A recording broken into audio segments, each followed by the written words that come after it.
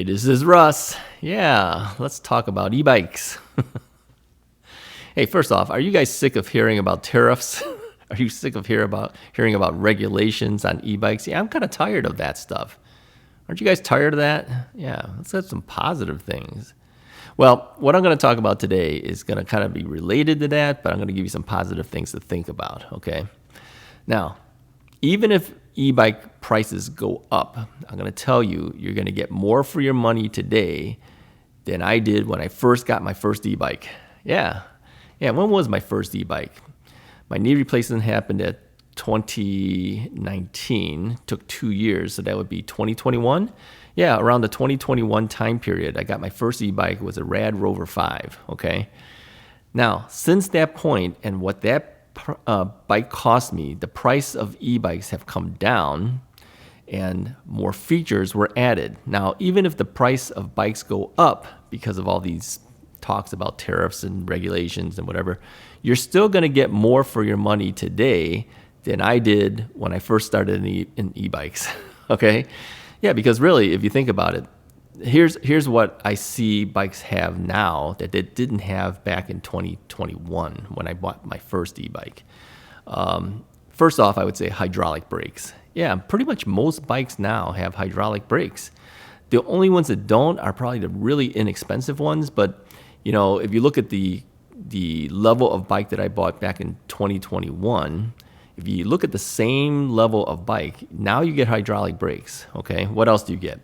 Well, back then, all you got was cadence sensors. Now you got torque sensors and bikes that can do cadence and torque sensing. Yeah, didn't have that back then, okay? What else are you getting? Bigger batteries. Yeah, the batteries are larger. So back then, I think it was pretty common to get like a 48 volt, 14 amp hour battery. Some bikes had it even lower, maybe like 10 amp hour. Well, now it's not uncommon to see 20 amp hours or higher on some of these bikes. What does that mean to you if you're brand new to e-bikes? That means you can go a little further distance before your battery runs out. That's basically what it means. You know, what about this 48 volt versus 52 volts versus 60 volts? Yeah, it's a little bit more oomph to it, right? So yeah, you have a little bit more power behind you to do that. But it's the amp hour rating that determines, you know, how long of a battery do you have before you run out. So yeah, you're getting more of that. I mean, even some bikes like the Wired Freedom, the Wired Cruiser, I have the Cruiser, they're giving you 2 batteries for the price. In fact, I think when that bike first came out, you only got 1 battery. The new bikes have 2, and they didn't even raise the price on that, okay? So yeah, you're getting more for your money. Now, bikes now have, many of them, I'm not going to say all, many of them have integrated batteries in the down tubes. So you don't even see the battery. Now, this is good, and it could be bad, all right?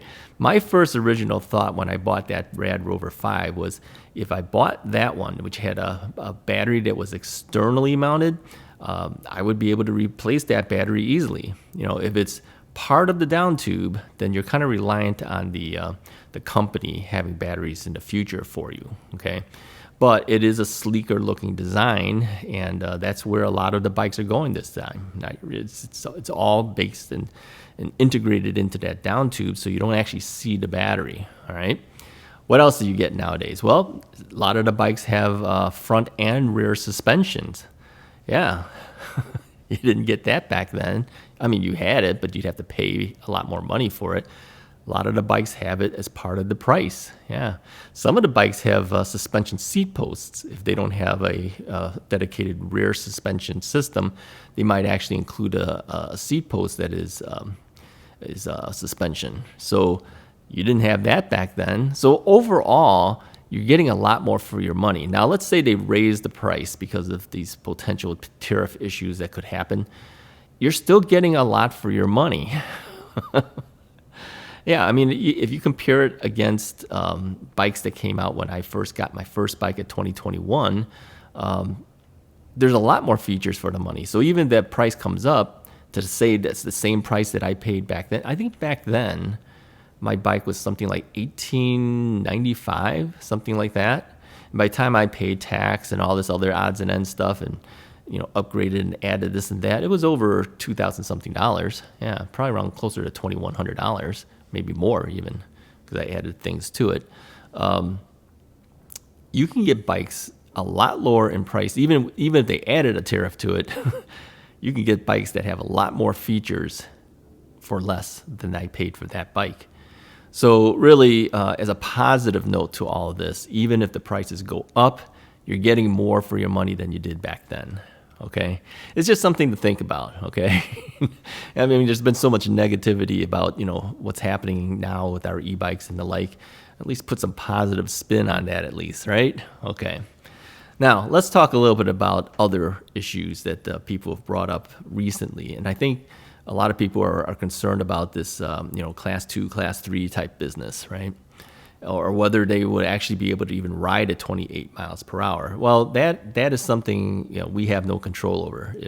If they decide they want to put that in your area where you cannot ride past 20 miles per hour, then that's what it is.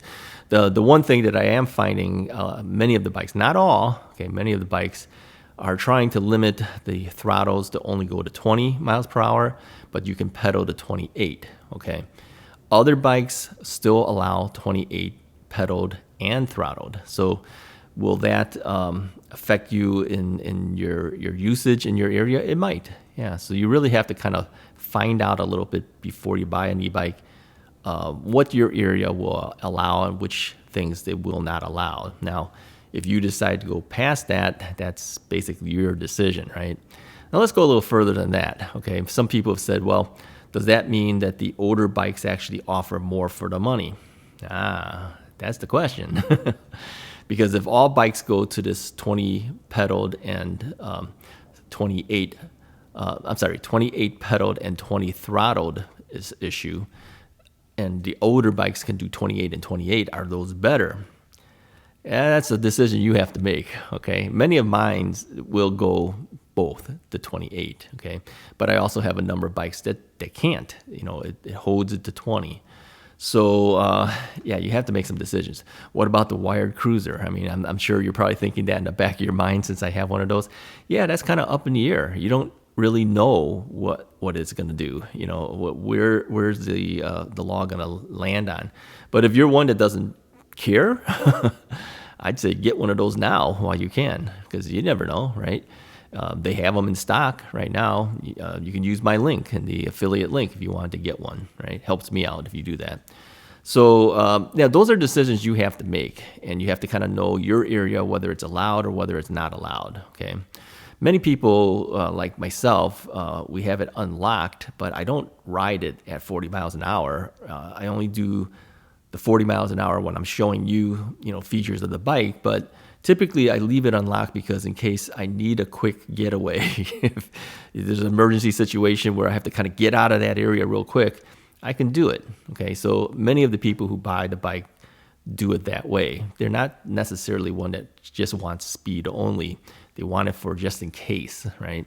Whether that's legal or not, you have to find out in your area, all right?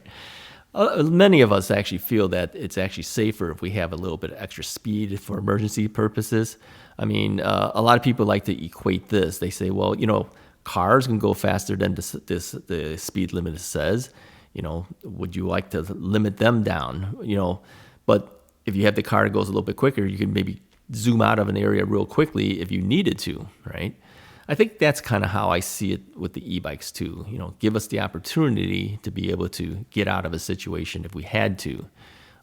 In my mind, that's actually safer than when you can't get out of a situation, you're forced to pedal to get out of that.